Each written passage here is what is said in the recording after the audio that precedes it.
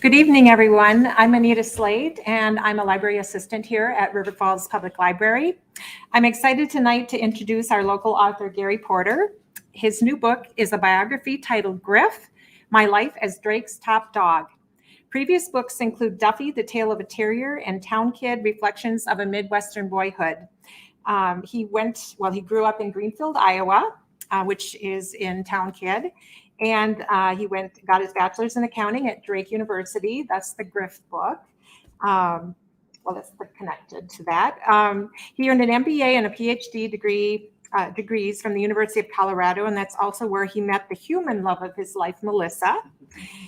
A recently retired professor of accounting, he taught at several universities, including San Diego State and the University of Montana, Missoula, and also served as department chair. He currently is serving on the finance committee for the FIPS in Hudson with a lot of fundraising.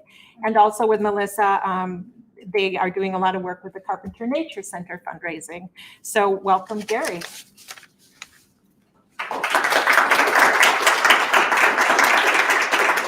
Thank you very much, Anita and Kim. And by the way, if you do want a conversation starter, get a Bulldog mask. Those work very well, I found. I wear it quite often. But thank you so much to all of you for coming out. I could say that great to see so many familiar faces, but kind of it's just familiar eyes, right? With these, it's mostly the eyes. But thank you so much for coming out on a winter's night and sharing this with me and everyone else. I do want to especially call out Anita and Kim from River Falls Public Library. Some of you I know are local to River Falls, some Hudson, and even further points away. But this is such a great resource for this area. In fact, a fair amount of Griff, I'll mention, was written right upstairs here. I used to just come down here after retiring to do some of my writing. And it's a great environment, whether you're reading, writing, or meeting other people. So again, thank you, Kim and Anita, for having us here tonight. And to Brian from Chapter 2, thank you for being here with the books. He's been a friend of Duffy, Town Kid, and Griff for many years, and we're glad to have him with us here tonight. And I want to mention my other half. Most of you do know that we met in school at the University of Colorado. Those of you who know us, you know which one was the marketing major and which was the accounting major. It's social media. Everything you see here pretty much, including helping arrange this, was done by my social media other half. So thank you, Melissa. And I have to say, too, that every page of all three of these books was read line by line by Melissa with her insights and comments. So as usual, thank you so much. So question first of all, so there's no real high expectations. Only one of the two of us is here tonight. He is retired. He's living the life of a retired live mascot, has it very cushy in his household with two parents, two human brother and a sister, and two other dogs. But he's at home taking it easy. I would say he's sorry not to be here, but he's kind of sassy at times, and he might say sorry, not sorry. So, but that's Griff with his biographer. They did say they're going to leave questions till afterwards, but I'll go ahead and get the first one out of the way. It's an easy one because I get it every time going back to the Duffy book, especially with kind of the imagination and wild ideas in that book. How did you go from writing accounting books to writing a book about a dog, starting with the Duffy book? I really mean this in sincerity, in being serious about it. It's about engaging the audience, and my textbooks were written with the idea of trying to get even business students, let alone accounting majors, trying to get them excited and interested in debits and credits and the subject matter. So these are two copies, two different versions of my textbooks. And what you'll see down in the left book of the two, on the lower left corner, you may not be able to see it so much on the screen there, but it's Ben and Jerry's annual report. And we established a relationship from the first edition of the textbook with the crazy ice cream people, Ben and Jerry's, and actually shrink wrapped their annual report with the textbook. And it was a natural for students to set. Melissa always used to say, what could be better than sitting in their dorm room with a pint of Ben and Jerry's, Chunky Monkey or one of those, Cherry's Garcia, reading their accounting textbook. So I really do think it has to do with engaging the audience, and that's what the intent was there. But how does that get into a book about a dog? Well, right after we moved here, prior to moving here, as I think was mentioned, we were living in Montana, and I moved here. Melissa was still with IBM at the time, and I took a job with St. Thomas, University of St. Thomas.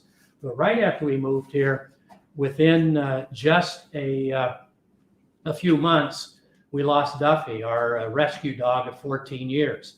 In fact, it was just about this time of year with the Hot Air Balloon Festival up in Hudson. In fact, there's a chapter towards the very end of the book about Duffy taking his last balloon ride during the hot air affair. But anyway, to me, it was that idea of a traumatic event. And without kids of the two-legged variety, ours have always been four-legged kids, it was pretty traumatic. And I started keeping a journal. And it's a little hard to see it up there, but Melissa's holding the actual journal she got me that I just started writing down reflections after we'd lost Duffy, and wasn't necessarily going to turn it into a book, but just wanted to put down my thoughts. And that is actually an article, as you can see, from the Hudson Star-Observer that Margaret Ontel, who at the time was the reporter who came out and did a story in our home about Duffy. And then again, from that journal, we eventually had Happy Tales, the Duffy, the Tale of a Terrier, both a picture of him there as well as the book. The interesting thing we found with the Duffy book, which I know some of you have read, was that I would have comments from people, well, there seem to be teaching moments in the book. It seems to be that Duffy and Rex up there in heaven were kind of telling a story, but also doing some teaching. And on reflection, I thought, yeah, that's probably for good reason, since I spent 30 some years doing just that, being a teacher. And so just to give you a quick backstory, and if you haven't read the book, Duffy dies right away at the very beginning. We get that out of the way, and he goes off to heaven. And some of the book is about his life with us and different places we lived, things we did. But Duffy goes up to heaven and he meets Rex, who's a Boston Terrier. Rex, being from out east, being Boston, is very literary. And so he becomes Duffy's agent and helps Duffy figure out how to get this book in print and back to his grieving parents back on Earth. So there are a lot of teaching moments built into the book, and that's what has been fun. One of the real highlights of that book was being able to go to elementary schools and talk with primarily third, fourth, and fifth graders about the book and about some of the teaching moments. There's homophones in there, Tale of a Terrier, but then the tails on, and Duffy said, well, I don't really have much of a tail. That's okay, Rex said. And alliteration. There's a point in the book early on where Rex comes up with this brilliant idea. We'll call it Tale of a Terrier. And Rex is trying to explain to Duffy that, well, that's a good idea, that people want to read books by writers that can alliterate. Duffy gets all confused. He says, well, yeah, I came from a litter of 8. No. We're not talking about if you came from a litter of 8. They like writers who can alliterate. So I've had a lot of fun with the elementary school students. They have writers' toolboxes, and they're constantly learning about all of these various genres and so forth. So, and I threw this in there. That's one of the, I think it's an elementary school in Hudson probably. And I do say that in all honesty, that I've never had many questions from accounting students about, they start up immediately. They want to tell you about their dog or when they got a dog or lost a dog. And it's fun. That's been a highlight of the Duffy book. So after Duffy, I fast forward a year, that goes back, I think, about 10 years really. And I've been writing essays and sending some of those into my local town newspaper down in Greenfield, Iowa. And just started thinking more and more about my hometown. And I have these passions you're starting to see, passion for dogs, a passion for Iowa and growing up in a small town. And so just so happened, there's a irony here and a connection to the River Falls Public Library. River Falls in 2012 had one of those One Community Reads programs, and the book they read, if any of you know the author John Hassler, who wrote a lot of really popular books for Minnesota folks, this one was called Grand Opening, and it had to do with a family in a small town, fiction, but opening a grocery store. Well, on the left side, next to Piper's Variety, that one building that kind of juts out on the side, that's my grocery store. And so I wrote an essay for the essay contest that they had as part of the One Community Reads. And so I wrote an essay about Saturday on My Town Square. And if you wouldn't mind, I'd like to just, it's brief, and I want to read that essay just primarily because of the connection to this library and the One Community Reads. 50 years later, no need for a GPS. I just close my eyes and I'm back on the old town square. Up the alley to peek in the window of the pool hall. Old men in bib overalls hunched over a snooker table, their leathery chins dripping tobacco juice. I can taste the mellow Mountain Dew from the pop machine, but I resist the temptation to step inside. It's my mother's edict. The pool hall is off limits to a kid of 13. Not because they sell liquor, they don't. But I'd often wondered why some of the old men occasionally disappeared into the back room. I found out later what was in the back room. It was the language that my mother objected to. It was even stronger than the fragrance of fresh manure on the farmer's boots. The square now is beginning to fill with pickups, each sporting a thick layer of dust like frosting on a cake, compliments of the gravel washboards that the farmers drive to town on. It's a Saturday. It's the day they come to town to shop. Any official business will have to wait for another day. That takes place in the county courthouse in the middle of the square. Weekdays, my Uncle Max, who's clerk of the county court, will welcome me in to explore the massive steel vault. The dusty leather-bound books there tell the history of our county as it pertains to the good, the bad, and the ugly. That's marriages, births, deaths, and divorces. While I stop in to gaze at the window display in Crick's clothing, the new Converse high tops have just arrived. The shoes that'll earn me my first letter on my jacket. The letter I'll proudly wear on one of those black and gold jackets hanging in the window. I glance up at the marquee above the Grand Theater, visible behind that car there, to see what's going to be playing Saturday night. A blob maybe engulfing an entire town? Elvis strumming a guitar at a Hawaiian luau? Or maybe it'll be Moses parting the Red Sea. I'll surely be back tonight, but now I have to hurry along. Can't be late for my first day at the grocery store. I reach in my pocket for my clip-on tie. Along with the short-sleeved white shirt and black slacks, these make up the uniform of an official stock shelfer and bag sacker. So far, my jobs have been of the neighborhood variety. You know, shoveling walks, mowing lawns, delivering newspapers. This is a major step up, 90 cents an hour and a clip-on tie. If I had more time, I'd stop in at the Carnegie Library. Who knows what would wait for me there?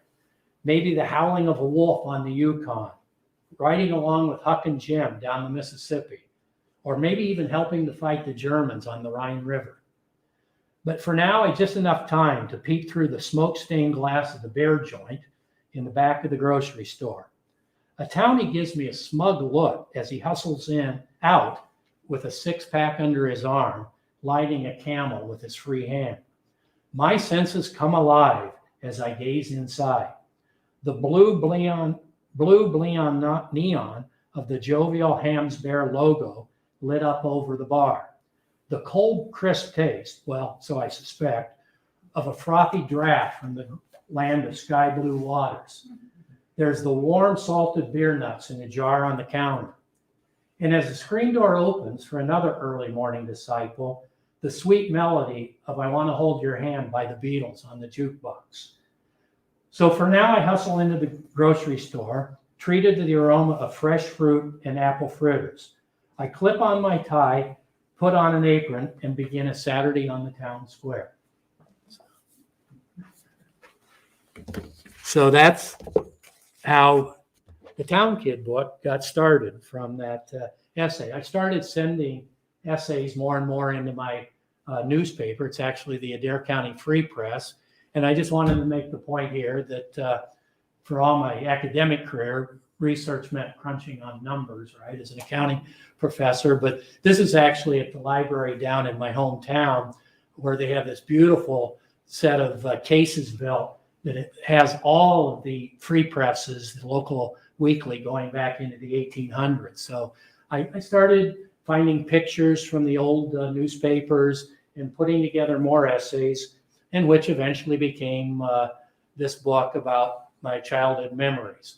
That is not my house. My house is, unfortunately, there's an essay towards the end about my house. It is no more, as that's happened to a lot of us probably. Your houses may not even be standing anymore. But that was fun, putting that together and finding out what home really means to me and to, I'm sure, a lot of you. So, Griff, who most of you came here to hear more about, this is the most recent one. And he went from a show dog to the top dog at Drake. And as usual, the marketing major, pretty sure of this, hon, you're the one who came up with that subtitle, My Life as Drake's Top Dog. Okay? We tried to think about what would work, and I said, yes, My Life as Drake's Top Dog. And of course, that's told to Gary Porter. And it is all told in Griff's voice, which I think that was part of the pitch to the people at Drake and Erin Bell, who was Griff's mom and the director of the Life Mascot program. Part of the pitch was, I've written a book about Iowa, and it includes some things about going to Drake. And I've written in a dog's voice, Duffy.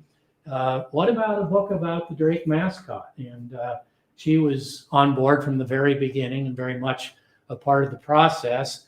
And so he started out as a show dog. He was a show dog. He was actually born in Canada, but he came down and had a couple, which a lot of those show dogs do, just a couple of years career as a show dog before he was introduced as the first official live mascot at Drake University in 2015.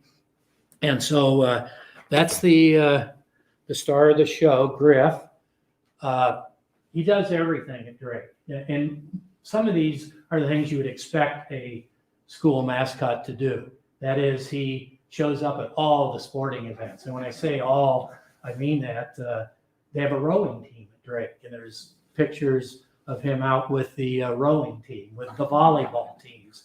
But of course, as usual, a lot of the attendance, especially, is around basketball and football as well, and some of the volleyball. But this is the women's basketball team at Drake. When many times they've been Missouri Valley champs, but there he is with the women's basketball team.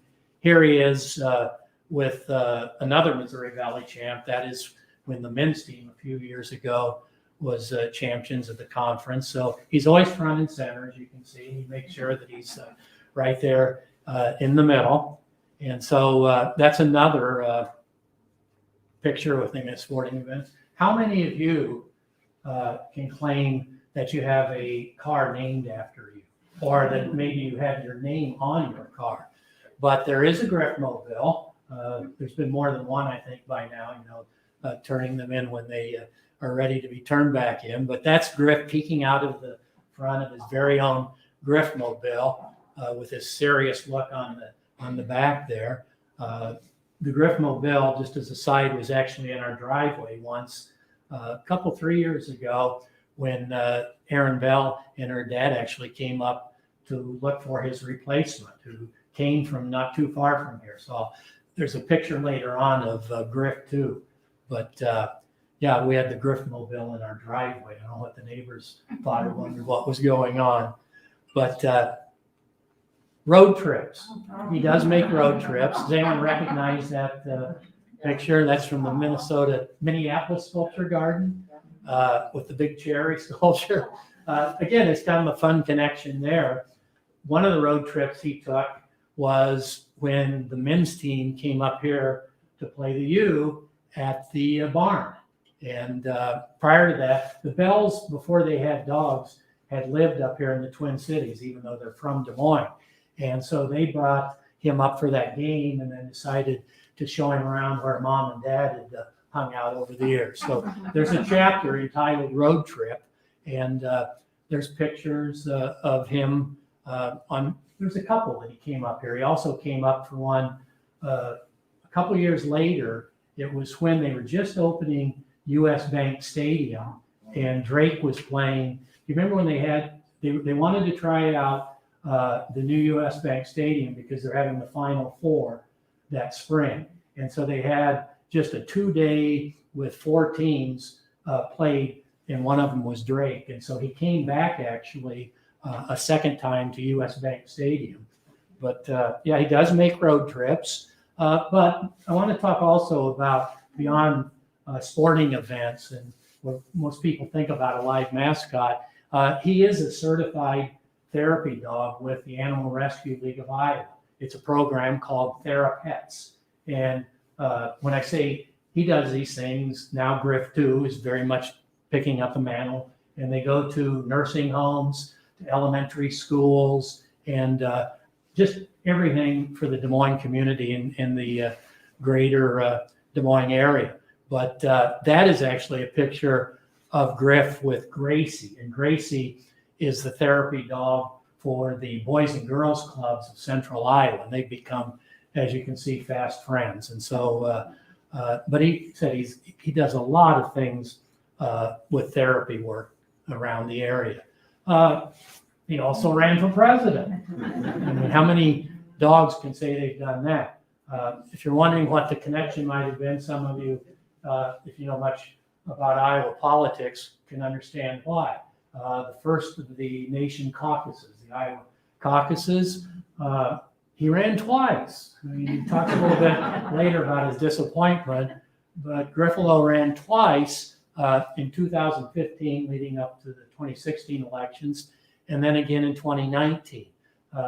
He had various ideas whether or not there should be Medicare for dogs and, various issues. Most concerned, though, about his wardrobe. As you can see, for his campaign, he came out with a very patriotic red, white, and blue tie. And this is no kidding. There's pictures in the book to verify this. He met many of the presidential candidates that when they came through Drake and what's Shevsville Auditorium, he was there to greet them. So he didn't get on the ballot. He gave it a good shot, but he had a lot of fun. And again, it was a lot of press, as you can imagine, for Drake to have him running.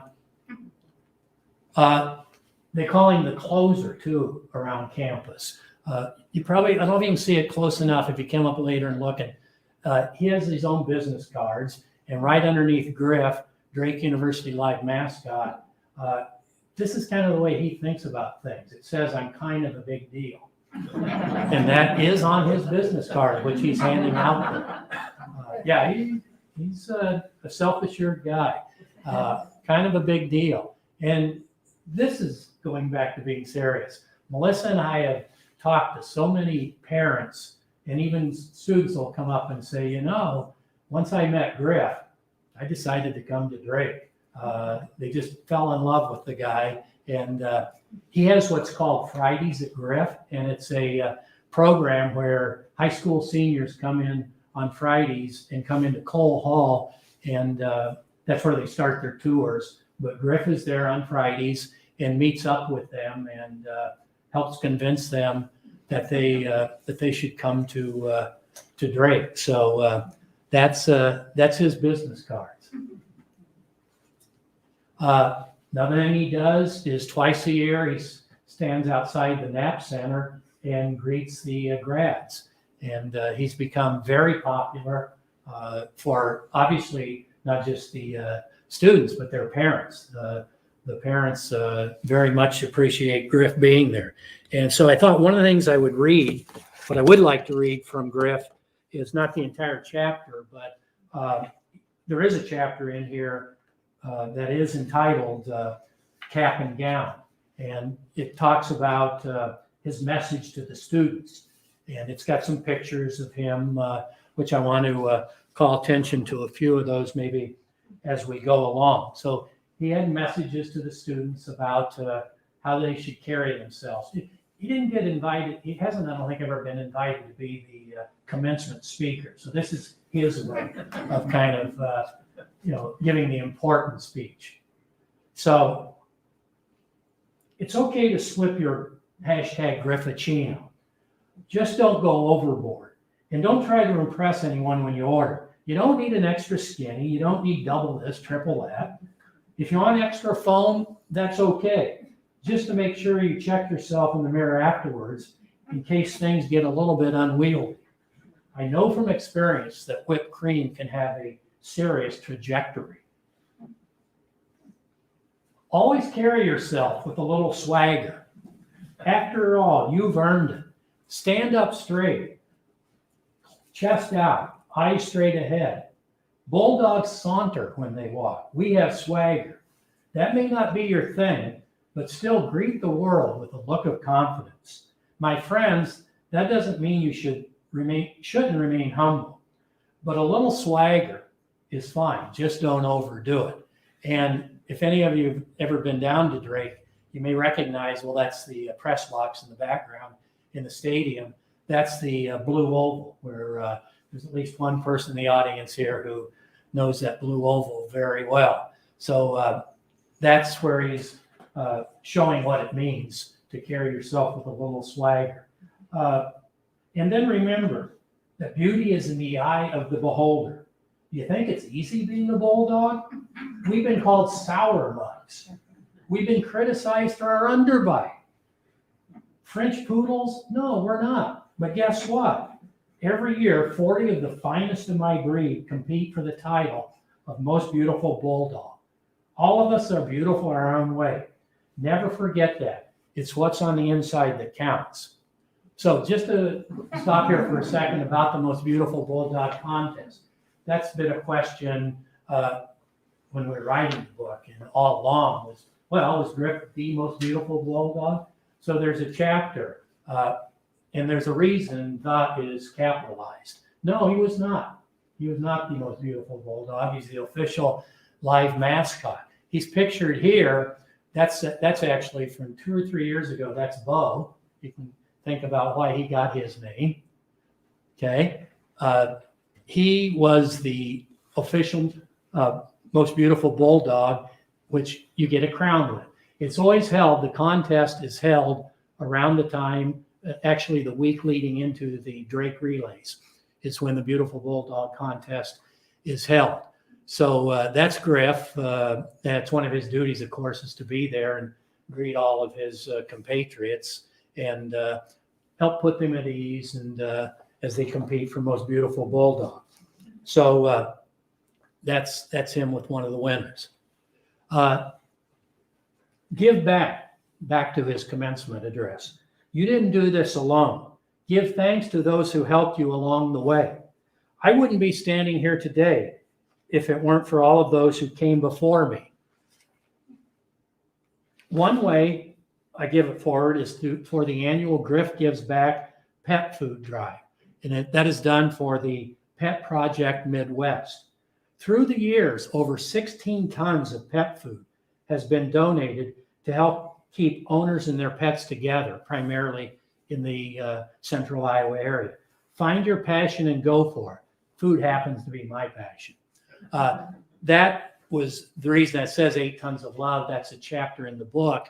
We'll revise that now. Over the course of that program, Griff gives back to the community and raising. He's in a pod there. He's in one of those pods with all of the bags that have been brought on campus and stacked up.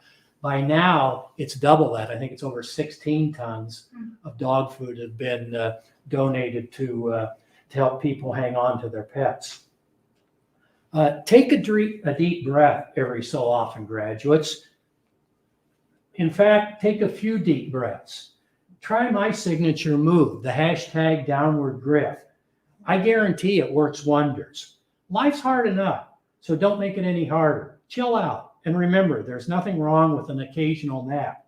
Just be careful if you're prone to snoring. Trust me, I know from experience. You can't always ride shotgun. That's something else to remember.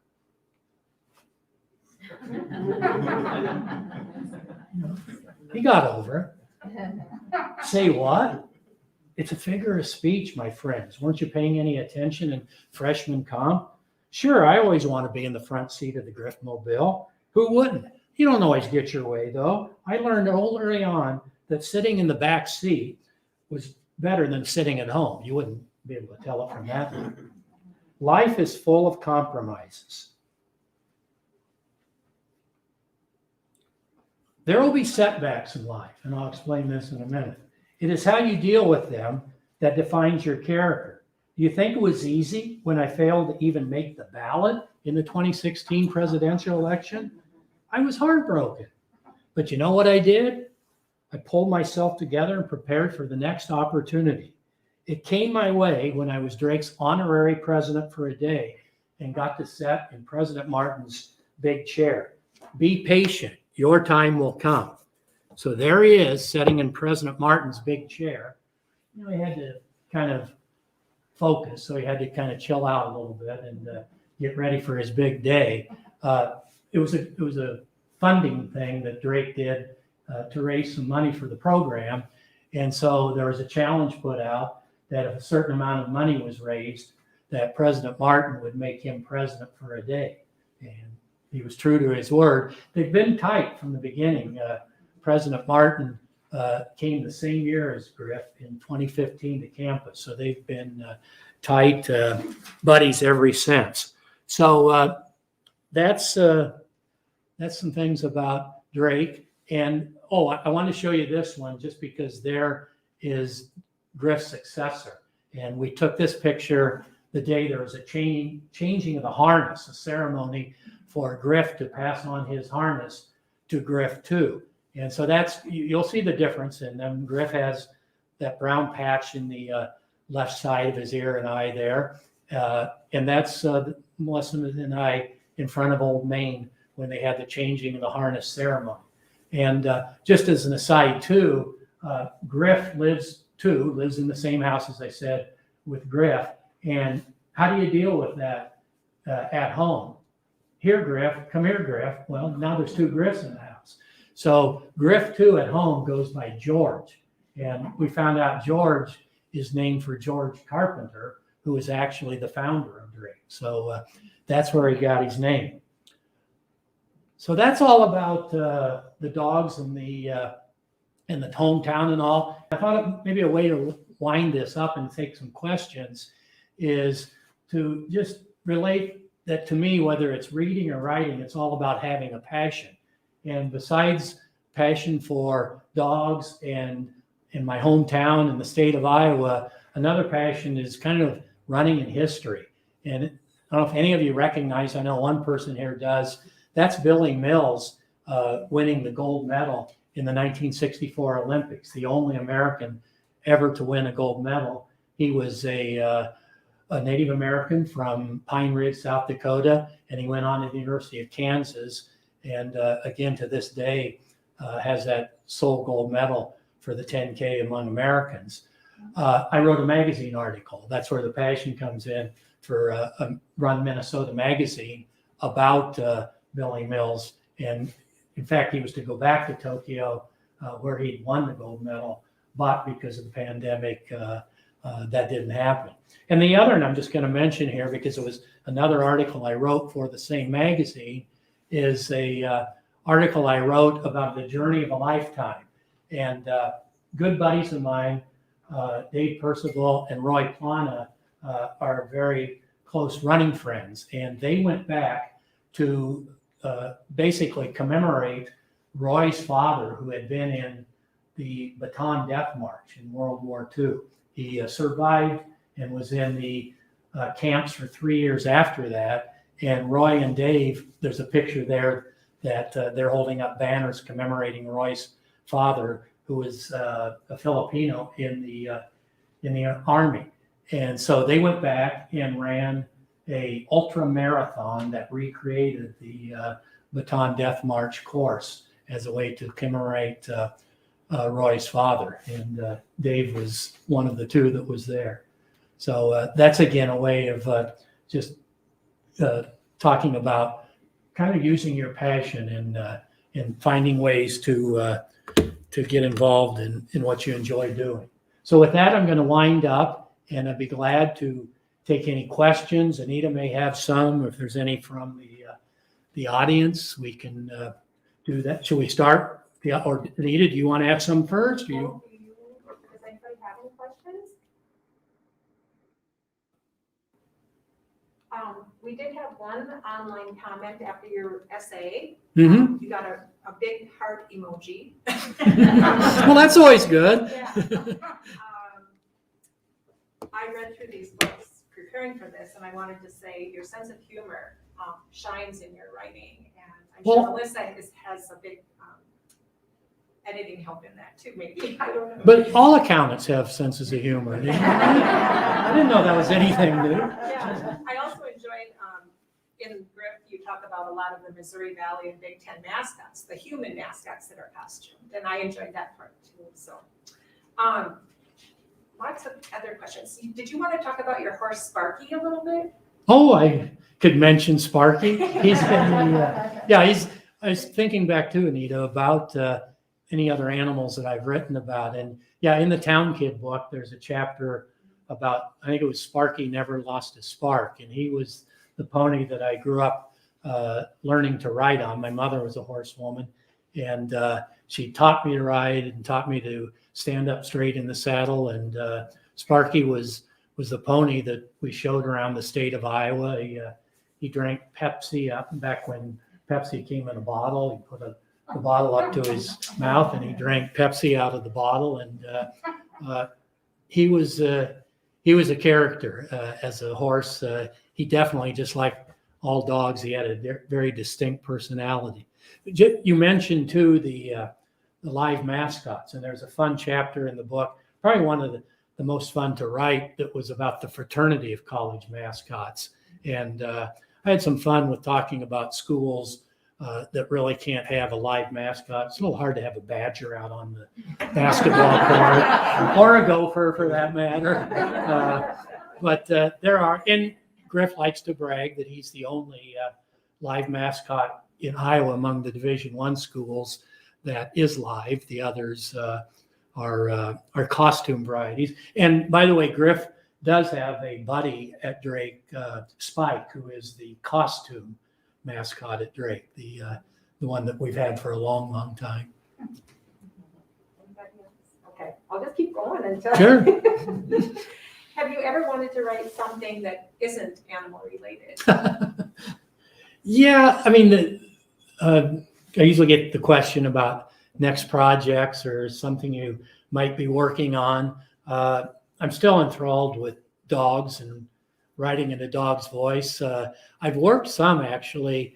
It's far, far from being done, but I've worked some on a prequel to Duffy that would involve Rex, the Boston Terrier, and his life in that area before he ended up with Duffy in heaven. So there's still a lot of interest in Duffy, in dogs in general.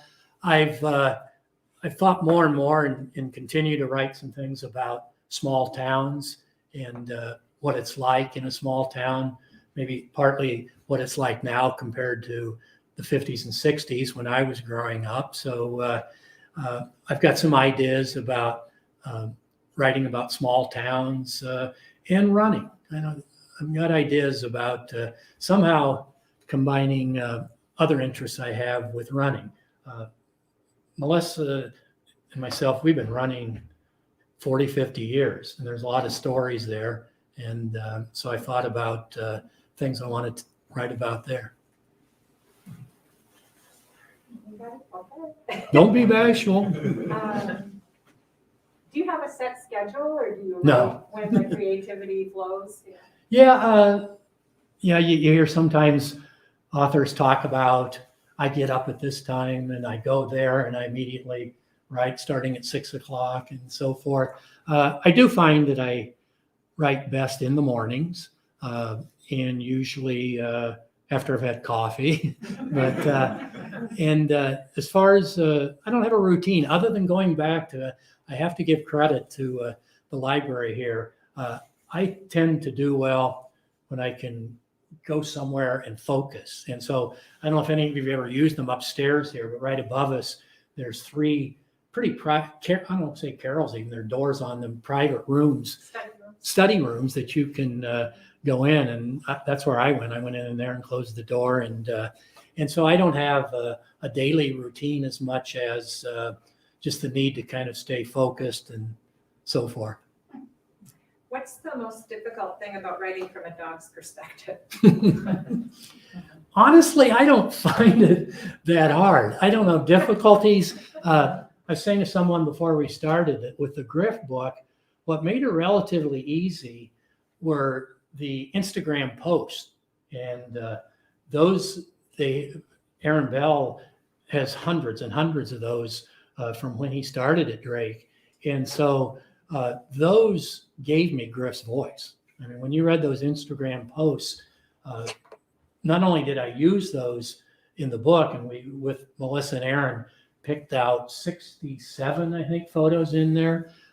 So not only did we use those in the book, but they put my imagination to work about how a dog talks. And so with Duffy too, I don't know as I really found it that hard. Maybe because I relate more to dogs. I don't know. So the hashtags are real. Yes. Yeah, those hashtags are real from. We've got an online question. Hi Gary, Karen and Bob here. Have you thought about doing a collection of short stories? A collection of short stories. Well, when I think of short stories, I typically think of fiction, and I have dabbled some. If any of you, I should make a pitch, are interested and want to find a way to get into writing or just to share with other people, some of my writing took focus, I will say, at the Loft in Minneapolis, the Loft Literary Center. I know they've been affected like every place by the pandemic, but I workshopped quite a bit of my stories, well, particularly for Town Kid. I would say less so for Duffy, just in terms of when I started spending time at the Loft, but more for Town Kid. And I can remember workshopping 2 or 3 of the essays for Town Kid at the Loft Literary Center. But the reason that made me think about that is I also took a class on short stories at the Loft, Bob and Karen. And I wrote one that kind of, again, combined my feel for hometown and what it meant to have come from a small town. And it was this crazy story that had to do with somebody living in Chicago. I forget all the details, but this was some very high-powered banker or someone working in Chicago, and he was from a small town, and he was somehow transported back to his small town. And I don't remember, it's been a few years ago, and I don't remember all the details, but that was a short story I wrote that was fiction, but had a kind of some background from having grown up the way I did. I was going to mention the Loft, but you did that. So yeah. Did you want to talk a little bit about the Norman Lear movie that was filmed in your town? Sure. Yeah. For people that haven't heard. Yeah, that's talked about in the Town Kid book. Cold Turkey. Do any of you remember the movie Cold Turkey? It was a Norman Lear movie just about the same time that he became world famous for All in the Family. Excuse me. And Norman Lear scoured the countryside looking for that idyllic small town to film this movie. Those of you who aren't familiar with the movie, about a town that would go cold turkey, stop smoking for, how long was it, 30 days, I think? 30 days, and they would get a prize from a tobacco company if they could all stop smoking for 30 days. And that was going to be foolproof, right? Because how could an entire town stop smoking for 30 days? And of course, this is back in the 60s when that was commonplace. So he scoured the countryside and he decided on Greenfield, Iowa, my hometown, to film most of this movie. It had superstars of the area that came to Greenfield and spent the summer there. Bob Newhart was the ad executive for the tobacco companies, the one that was convinced that the whole town would not be able to stop smoking. So Bob Newhart was in town.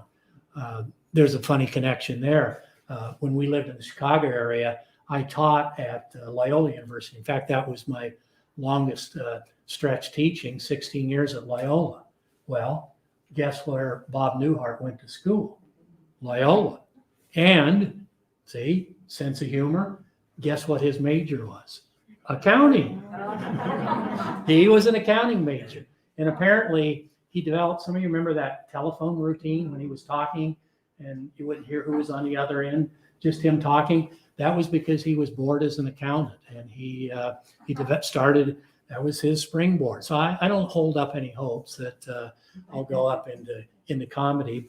But Norman Lear is in town, Bob Newhart, Dick Van Dyke was in the movie, and one of the Stapletons. So it's a star-studded field, and they spent pretty much, well, it started in August filming, I think, and went into September, but that was the movie that put Greenfield on the map. I always like to say that before that, we were that county next to the bridges of Madison County. They became famous because of those old, dusty, dirty gravel roads and the bridges that were out there. But Adair County was the next county over. Is the local theater still there? The local theater, that picture of the square there, yes, that. And it's still named after? The theater, yeah, it's that. Can you see the marquee right above where the old car is there? That's the Grand Theater, and that's where the premiere was for the movie Cold Turkey. But that is one of the very few businesses that to this day is still intact as the Grand Theater. Where I bag groceries and stock shelves on the corner there, that's changed many times. Piper Variety in between the theater and the grocery store had reincarnations, but and then just off from the old car there is where the square, the middle is where the county courthouse is. So yeah, the Grand Theater is still there and shows movies. Did they name it after you? Or No, oh, what you're thinking of, I think, Anita, oh, in the Opera House, opposite side of the square is our old Opera House. And Norman Lear came back a few years ago and he had a new book out. He had a new book out, memoir about his life. And that day, they named the theater up above the Opera House. The top floor of the Opera House has the old ballroom, basically. And they named the theater in there after Norman Lear. And he teared up. He was pretty emotional about it and thought that was pretty cool that he had the theater named after him. how often do you get back there?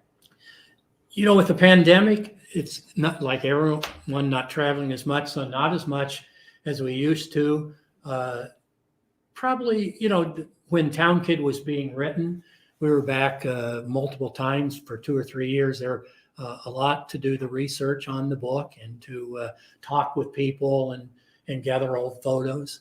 Do you still have family there? Yeah, I have some family, like all of us too. The older you get, the sad there are less and less living. So In your spare time, you do a lot of fundraising and all these other things, writing. Who do you like to read? that's a good question. Who do I like to read? One thing I can say very definitively, Melissa reads more fiction and I read more nonfiction, just in terms of our what we typically go to. Although it crosses over, she's recommended to me some great fiction books that I've enjoyed reading. I read a lot of history. I was talking earlier about history, and I enjoy reading about Native American history, particularly.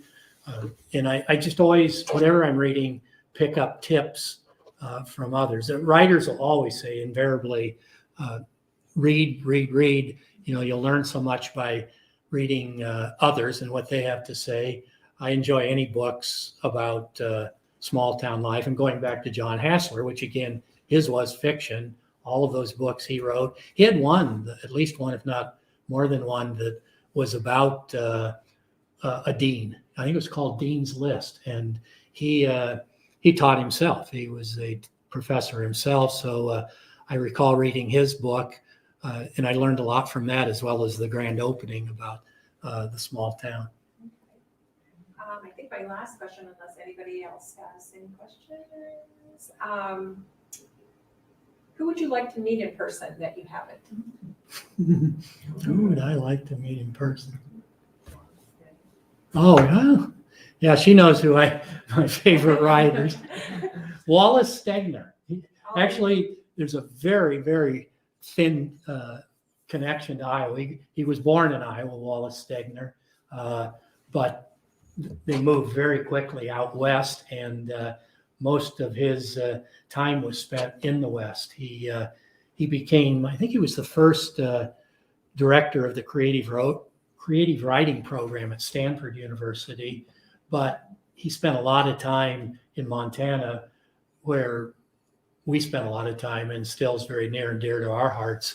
And so he's written a lot about Montana and time they spent, his family in the Canadian Rockies.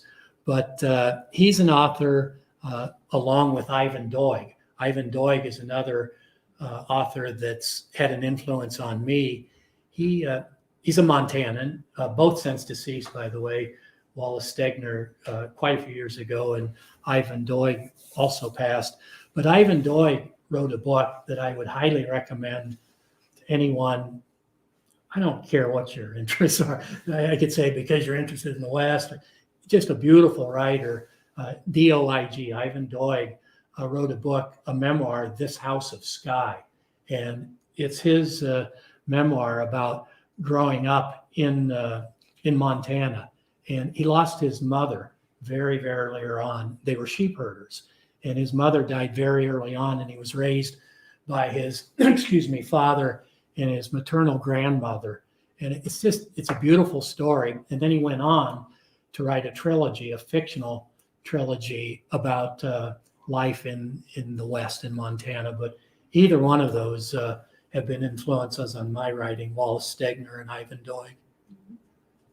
I know Angle of Repose is on my to-be read list. Yes, Angle Repose was, I think, his award-winning book, Stegner's. Yeah. Somebody's gonna have a question. Dave? It's just a comment.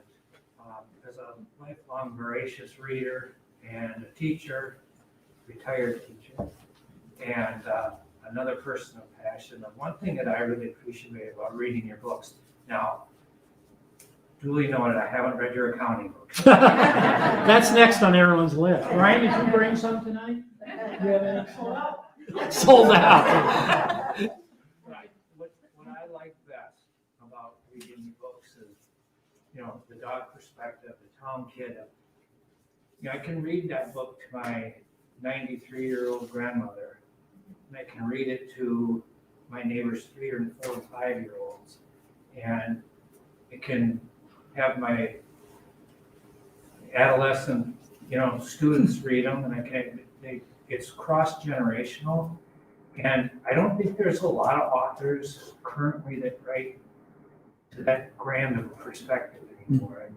And I really appreciate that. It's an easy way to not only enjoy a piece of work and see, another author's perspective, but it is fun to be able to pick up one piece of work and read it multi-generational. I thank you for that. Well, thank you very much. I really appreciate that. Others might say, can he stay focused on one thing?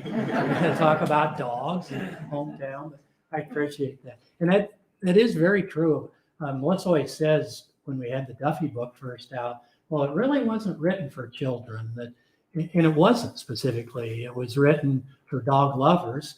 And we found out early on from a neighbor across the street that was an elementary school teacher that said, could we share this with the class? And we thought, yeah, I guess so. And,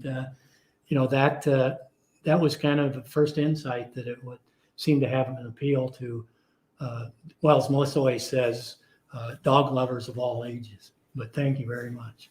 Ages 8 to 80, I said, wanting to stick with the alliteration. But actually, Brian, that brings up a good point. Thank you for that. I remember you telling me that you sold Duffy to multi-generational grandparents and grandkids to do book clubs together and read together. Yeah, like John said, it's cross generational. You're a good writer. Thank you. Questions? One wants to ask about why the assets are on the left and the liabilities are on the right. Really? Do you ever get questions from cat lovers, when you're gonna write about cat? Well, that kind of goes back to that old advice about writing what you know. I have nothing against cats. We are dog lovers, and we have good friends. Not one I can think of right offhand that have cats, and we like their cats and all. But and I know about Garfield, and I know a little bit about maybe how cats think and how independent they are, right, and all of that. But I would probably need some help to write from the point of view of a cat. Might be something to consider. I really hadn't ever thought about it. What's that Millie over? Yeah, we got Millie. You can come over and hang out for a few days, chat with the cat. Well, I really enjoyed Town Kid because I grew up in a small town, and what I really was interested in, learning from you growing up in Iowa, I didn't realize that, the town square, because in Wisconsin we don't have like town squares like that where there's the courthouse in the middle and then kind of everything, there's like a square around it, but there was something unique about the Greenfield. There is. Square. Yeah, there is. Where that grocery store is, kind of in the very corner of the picture there is a corner. And those are the alleys. That's where I was coming in to go to the pool hall or look in the pool hall when I wasn't supposed to be in there yet. That's one of the other alleys. I think what Joan read about was the Lancaster Style. It's a little tidbit, fun facts. That's an architectural style where on a square, instead of the streets coming in on those corners, that's where the alleys are. And in the middle, the four middles of the square is where the streets are. And so that's where you would come in. Just to the left of where that building, which was one of our five and dime stores was where the street coming in from the west would be. So yeah, that style was called the Lancaster style of squares. But gosh, everything growing up during that time period revolved around the town square. I mean, I have a chapter in the Town Kid book before Walmart, because before Walmart, and now there is, of course, one not in Greenfield, but 20 miles away. Before Walmart, that's what you did. You came up to the town square. And we had at one time, at one time there were 3 drugstores on the town square. Any number of, and I refer to those in that essay, beer joints. These were not, nightclubs or anything of the sort. They were either, we call them taverns or beer joints. And there were any number of those on the town square. On the opposite side, well, right across from the pool hall, right across the alley from the pool hall, another den of iniquity was the State of Iowa liquor store. I don't know if any of you, well, unless you're from Iowa, a little bit of a novelty. That was the only place to buy hard liquor. Was from the state of Iowa. In a beer joint, you might get wine, but mostly 6 packs of beer. But that's where the grown-ups bought their stuff for the highballs, right? Was at the State of Iowa liquor store. So yeah, everything revolved around that town square. Any online comments? One more online question. Great. Has Finish the population held steady at your old hometown, grown smaller, increased? Good question.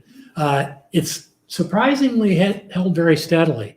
Having just said that about before Walmart and the influence, any number, and I alluded to, of those businesses have since gone away. And most of the storefronts are filled, craft stores, other types of businesses, coffee shops, that sort of thing.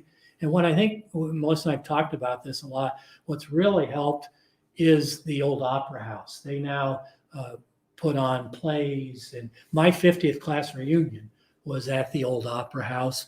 And so we have events there now, concerts, all sorts of plays and events that have helped. And in the lower level of the Opera House is Ed and Eva's gift shop, and that everything in there is Iowa related.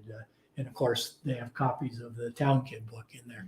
But surprisingly, it has held. Population was 2,000 when I was growing up, and it's pretty much stayed right around there. It hasn't very much at all. And I think between, like I said, the Opera House and also being a county seat, there has been talk over the years. I haven't heard it so much real recently, but there's been talk of consolidating counties. Can't do that in Iowa. We have this magical number, 99 counties. And I have an essay about the 99 counties of Iowa. So there was talk for a while about consolidating counties for finances, but it hasn't happened. And that's another thing I think is why we stayed fairly steady population, as being a county seat. So thank you so much to everyone for coming. I was going to say thank you. I'm mostly a fiction reader myself, and this was great fun to read your nonfiction. I came from a small town too. I think a lot of people have. And so anyway, thank you so much for joining us, bringing your presentation. We have books to sell over there with Brian from Chapter 2. Thank you for being here again. And live audience, thank you for coming tonight and participating. We have a full lineup of coming events. On Monday, January 31st, we have a sustainability series that we're continuing with Dr. Mark Seeley from the U of M. Masks and sign up is required, and we have that online at riverfallspubliclibrary.org. You can always scroll to events and click on Winter 2022 programs.